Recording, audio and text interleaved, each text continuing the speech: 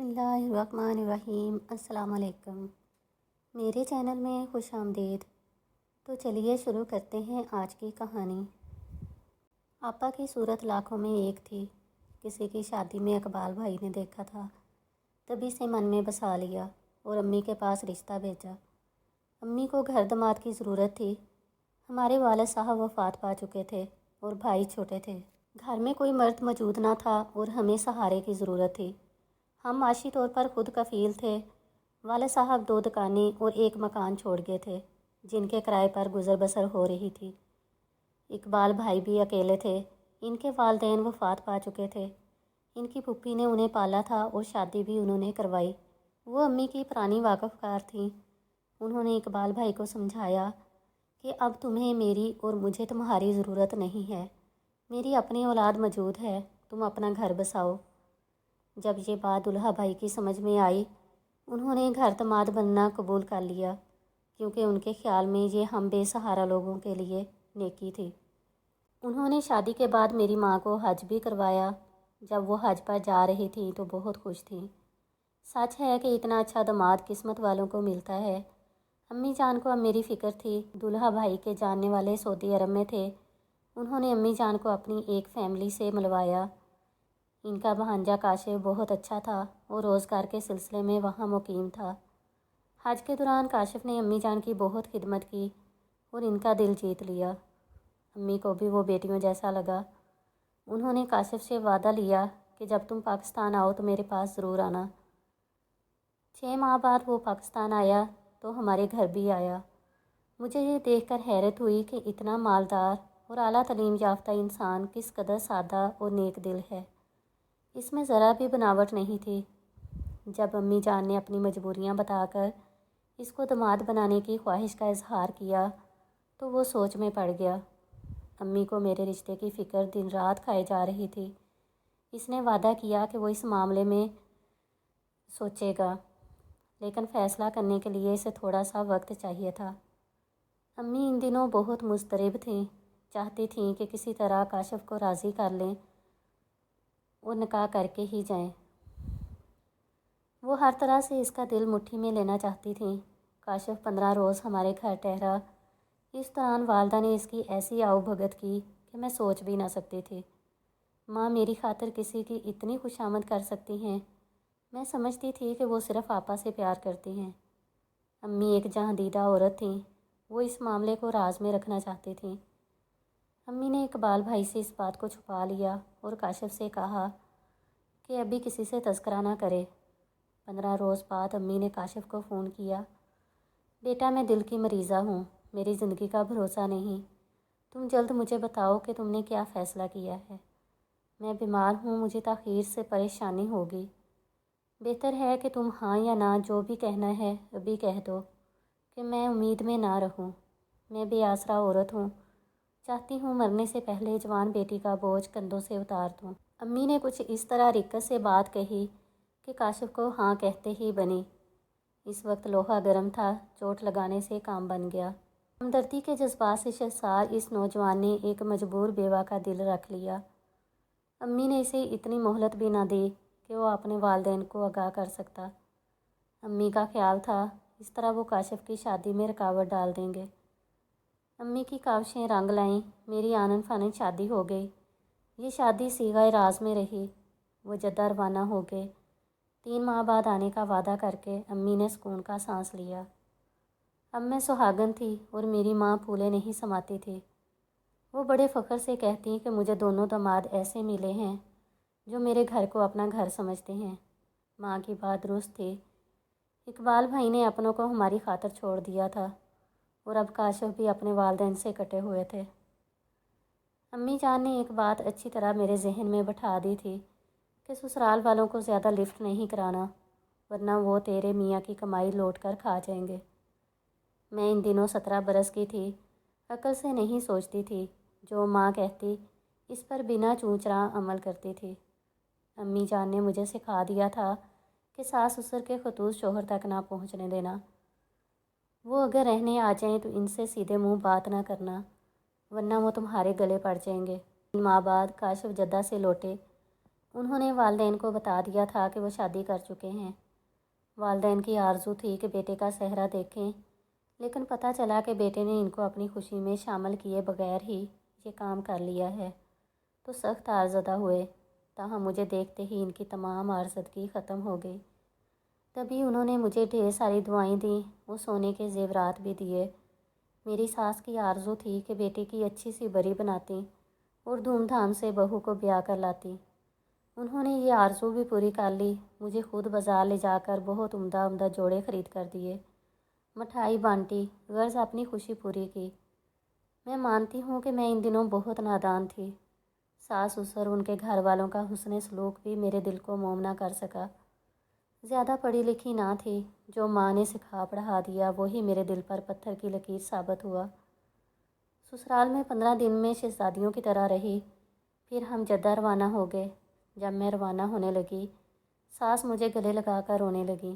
کہا، بیٹی، ہمارا دل تجھ سے لگ گیا تھا، تیرے آنے سے رونق ہو گئی تھی، اور تیرے جانے سے ہمارا گھر سونا ہو گیا ہے۔ وہاں جا کر خط لکھنا، ہمیں بھول نہ جانا۔ ساس ماں کی جگہ ہوتی ہے، ان کے احساسات کو میں نہ سمجھ سکی، ان کی محبت کو خوش آمد جانا، ان کے آنسوؤں اور دعاؤں کی قدر نہ کی۔ جدہ میں میرے خاوند اعلیٰ عہدے پر فائز تھے۔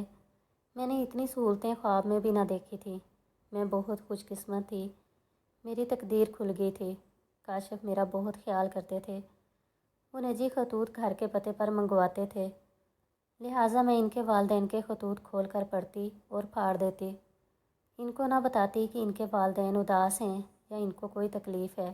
10 سال ہم جدہ میں رہے، ہم 3 بار پاکستان آئے، لیکن میں سسرال نہ گئی۔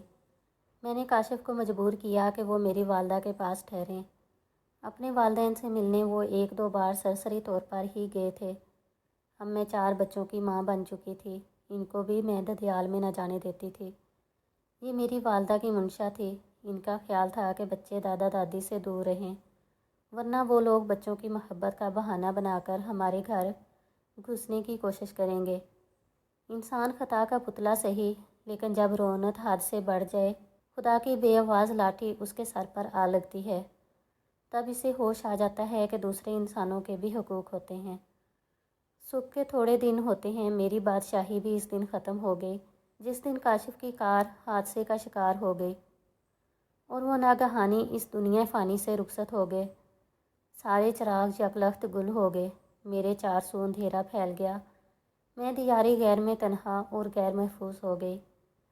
ایسے برے وقت میں کاشف کے چند دوست کام آئے، انہوں نے میرے اور بچوں کے پاکستان جانے کا انتظام کیا، اور جو رقم کمپنی نے دینی تھی وہ بھی ان کی بھاگ دوڑ کی وجہ سے مجھ کو مل گئی۔ جتنے عرصہ جدہ رہی، ہمیشہ والدہ اور بھائیوں کو تحفے تحائف اور رقوم بھجواتی رہتی تھی۔ والدہ کا گھر حقیقتاً میرے خاوند کی کمائی سے چلتا تھا۔ اب مجھ پر برا وقت آ گیا تو میں نے میکے کی طرف دیکھنا تھا۔ میری آؤ بھگت ہوئی، بھائیوں نے ہاتھوں ہاتھ لیا اور ماں نے بھی پذیرائی کی۔ وہ رقم جو کمپنی والوں نے ادا کی تھی وہ تمام والدہ نے لے لی کہ تمہارے سسرال والوں کو پتہ چل جائے گا تو وہ اس رقم کے دعوے دار بن جائیں گے، لہٰذا یہ پیسہ تم میرے نام جمع کروا دو۔ رقم ماں نے بڑے بیٹے کے نام جمع کروا دی۔ اب بھائی مجھے ہر ماہ قلیل رقم بچوں کے خرچے کے لیے دیتے تھے۔ بچے عیش و آرام میں پلے تھے، انہوں نے تنگی نہیں دیکھی تھی۔ اب ان کو یہ دن دیکھنے پڑ رہے تھے، وہ چھوٹی چھوٹی خواہشات کے لیے ترس رہے تھے۔ میرے ساس اور سسر ایک بار ملنے آئے تو والدہ نے بچوں کو آپا کے پاس بھجوا دیا اور ان سے ملاقات نہیں کروائی، خود بھی نہ ملیں اور مجھے بھی کہا کہ زیادہ لفٹ کرانے کی ضرورت نہیں۔ جس کے ساتھ ناتا تھا جب وہی نہیں رہا تو اب ان لوگوں کی گنجائش کہاں ہے؟ وہ سیدھے سادے شریف لوگ تھے۔ بہو ہماری مدد کی ضرورت ہو تو ہم حاضر ہیں، بلا تکلف بتا دینا کہ تمہیں کیا چاہیے۔ امی نے مجھے بعد میں سمجھایا کہ یہ تمہارا دل جیتنے کو ایسا کر رہے ہیں، ان کو پتہ ہے کہ تم کو کمپنی سے کافی پیسہ ملا ہے، تم اب لاکھوں کے آسامی ہو۔ امی کا کنٹرول میرے دل و دماغ میں بچپن سے تھا۔ ماں قابل احترام ہستی ہے، مجھے ان کی برائی مقصود نہیں، لیکن کبھی کبھی یہ ہستی بڑی ظالم ہو جاتی ہے جب اپنے بیٹوں کی خاطر خود غرض بن جاتی ہے اور بیٹی کا حق غصب کر لیتی ہے۔ امی بیٹے کے لیے اونچے گھروں میں رشتہ تلاش کر رہی تھیں تاکہ ان کو مضبوط سہارا مل جائے۔ بھائی سارا دن امی کے ساتھ میری گاڑی پر چڑھے پھرتے اور میرے بچے پیدل اسکول جاتے۔ میں چپ تھی، اف تک نہیں کر سکتی تھی۔ ماں جیسا چاہتی تھیں ویسا کرتی تھی۔ انہوں نے ایک خوشحال گھرانے میں بڑے بھائی کا رشتہ کر دیا۔ زیور اور بری سب میرے پیسوں سے بنایا گیا۔ وہ دلہن کا کمرہ سجا دیا گیا۔ گھر کی دوبارہ تعمیر بھی کروائی۔ اچھے گھر والوں میں رشتے ہوں تو خرچے بھی اچھے کرنے پڑتے ہیں۔ بھائی کی شادی ماں نے دل کھول کر خرچہ کیا، شاندار ولیمہ دیا۔ میں اپنے بچوں کا حق مارے جانے پر مہر بے لب تھی۔ وہ رقم تھی جس سے میرے بچوں کا مستقبل وابستہ تھا، اور ماں مجھے جھوٹی تسلیاں دیتی تھیں کہ حوصلہ رکھ، تیری ایک ایک پائی تیرے بھائی جیتے جی کما کر تیرا قرضہ ادا کر دیں گے۔ جب تیرے بچے جوان ہوں گے تو تیرے بھائی اس لائق ہو جائیں گے کہ ان کو پاؤں پر کھڑا کرنے میں مدد کریں گے۔ بھائیوں نے گھر ٹھیک کروایا اور 2 مکان جو کرائے پر لگے ہوئے تھے وہ آپس میں بانٹ لیے۔ مجھے والد اور والدہ کو جائیداد سے بھی محروم کر دیا گیا۔ میں اور امی بچوں کے ساتھ پرانے گھر میں رہتے رہے اور بھائی اپنی بیویوں کے ہمراہ بڑے مکانوں میں چلے گئے۔ گویا آنکھ اوجھل اور پہاڑ اوجھل۔ جب وہ اپنے گھروں میں آباد ہو گئے تو مجھے اور ماں کو بھول گئے۔ میری رقم سے انہوں نے اپنی زندگی سنواری، آسائشیں حاصل کیں۔ اس کے بعد مڑ کر کبھی نہیں دیکھا کہ بہن اور اس کے یتیم بچے کس حال میں ہیں۔ جب میرا بیٹا وسیم 5ویں جماعت میں تھا تو میں کوڑی کوڑی کو محتاج ہو چکی تھی۔ پڑھی لکھی نہ تھی کہ کہیں ملازمت کی کوشش کرتی۔ ماں سے کچھ کہتی تو وہ اپنی مجبوری ظاہر کرتی، کبھی بیٹوں کو کبھی مجھے برا بھلا کہنے لگتی تھیں۔ وہ خود اب کوڑی کوڑی کو محتاج تھیں۔ تمام روپیہ اپنے بیٹوں کو کھلا بیٹھی تھیں۔ اب کوئی راستہ نہ تھا۔ ادھر یہ حال کہ میرے بچے تعلیمی اخراجات نہ ہونے کی وجہ سے اسکول سے باہر ہو چکے تھے۔ میں کئی بار بھائیوں کے پاس گئی، انہوں نے آئیں بائیں شائیں کی اور بھابھیوں نے تو پانی تک کا نہ پوچھا۔ بھائی بولے کہ ابھی ہمارے حالات ٹھیک نہیں ہیں، جب پیسے آئیں گے لوٹا دیں گے۔ تھک ہار کر گھر بیٹھ گئی اور اب فاقوں کی نوبت آ گئی۔ جب بری طرح بیوگی کے حالات میں گھر گئی تو ایک روز سسر صاحب کا خیال آیا۔ ساس سسر میں برائیاں تلاش کرنے کی کوشش کی تو کوئی برائی نہ ڈھونڈ سکی۔ اب دل کی عدالت میں مجرم بنی۔ ان کا کیا قصور تھا؟ وہ تو محبت کرتے تھے، میرے بچوں سے پیار کرتے تھے، ان کو گود میں لینے کو ترستے تھے، لیکن میں نے یہ کیا کیا؟ ان کی اولاد کو ان سے دور رکھا اور بچوں کو انہیں چھونے تک نہیں دیا۔ یہ کہاں کا انصاف ہے کہ والدین جو پالتے پوستے ہیں، بڑا کرتے ہیں، جب بیٹا جوان ہو جاتا ہے تو پھر وہ اپنے والدین کو بھلا دیتا ہے، کلی طور پر بیوی بچوں کا ہو کر رہ جاتا ہے۔ کاش میں نے اپنی ماں کی باتوں کو گرہ میں نہ باندھا ہوتا، اپنے سسر ساس سسر کا خیال کیا ہوتا تو وہ اپنے پوتے پوتیوں کے سر پر ہاتھ رکھتے۔ ایک دن میں بازار سے گزر رہی تھی کہ خرم کی دوا لینی تھی کہ اچانک سسر صاحب کلینک پر مل گئے۔ مجھے دیکھ کر فوراً میری طرف آئے اور بولے، کیا بات ہے بہو، خیریت تو ہے؟ خرم بیمار ہے، اس کی دوا لینی تھی۔ کہتے ہوئے میری آنکھوں میں آنسو بھر آئے۔ وہ بھی مجھے رنجیدہ دیکھ کر آبدیدہ ہو گئے۔ کہنے لگے، میں ڈاکٹر کو دکھا دیتا ہوں، یہ ڈاکٹر میرا بیٹا بنا ہوا ہے۔ انہوں نے پوتے کو گود میں اٹھا لیا، وہ بخار سے پھنک رہا تھا۔ ڈاکٹر کو دکھایا، پھر کہا، بیٹی ناراض نہ ہونا، اگر کہو تو 2 منٹ کے لیے گھر چلیں، بچوں کی دادی ان کے لیے بہت اداس ہے، ان کو دیکھنے کو ہماری آنکھیں ترستی ہیں۔ انہوں نے میرے لباس سے ہماری خستہ حالی کا اندازہ لگا لیا تھا۔ میں ان کے ساتھ گاڑی میں بیٹھ کر ان کے گھر چلی گئی۔ جیسے ہی میں نے گھر میں قدم رکھا، میری ساس نے کہا، بسم اللہ، خدا تمہیں سلامت رکھے، آج میری آنکھیں روشن ہو گئی ہیں، تم کیسے آ گئیں؟ یقین نہیں آتا۔ وہ اپنی جگہ سے اٹھیں اور لپک کر میرے بیٹے کو گود میں بھرا، سینے سے لگایا، پیار کرتی جاتی تھیں اور روتی جاتی تھیں۔ اپنے مرحوم بیٹے کی اولاد میں وہ اپنے بیٹے کی روح کو تلاش کرتی جاتی تھیں۔ یہ نظارہ دیکھ کر میں رونے لگی، خود کو لعنت ملامت کرنے لگی کہ میں نے ان لوگوں پر کتنا ظلم کیا ہے۔ ان کو ظالم سمجھتی تھی، حالانکہ خود ظالم تھی۔ پہلی بار مجھے احساس ہوا کہ میری ذات کی کچھ اہمیت ہے، میرے بچوں کی کسی کا تحفظ حاصل ہے اور بے آسرا نہیں ہے۔ جن بھائیوں پر تکیہ تھا وہ تو ساتھ چھوڑ گئے، اور جن کو اچھا نہیں سمجھتی تھی وہ کتنے اچھے نکلے۔ اگرچہ جوان سال بیٹے کی موت نے ان کی کمر توڑ دی تھی، پھر بھی میرے بوڑھے سسر نے میرے بچوں کو تحفظ دینے کے لیے کمر بستہ ہو گئے۔ آج ان کا ساتھ میرے لیے ڈوبتے کو تنکے کا سہارا نہیں تھا، بلکہ انہوں نے میری اور بچوں کی بھرپور مالی مدد کی تھی، اور وہ عزت و تکریم مجھے اس گھر سے ملی جو واقعی ایک بہو کا حق تھا۔ یہ خاندانی لوگ تھے، روپے پیسے سے زیادہ عزت کو جانتے تھے۔ انہوں نے مرحوم بیٹے کی اولاد کو یہ کہہ کر سینے سے لگا لیا کہ یہ ہمارا خون ہے، اور میرے سر پر چادر ڈال دی کہ یہ ہماری بہو ہے اور بیٹی جیسی ہے۔ اس گھرانے کی عزت اسی کے دم سے ہے۔ میں سسرال میں رہنے لگی۔ ان لوگوں کا سلوک میرے ساتھ بہت اچھا تھا۔ مجھے اپنے کیے پر شرمندگی ہوتی تھی۔ میں خود کو ان کا مجرم سمجھتی تھی۔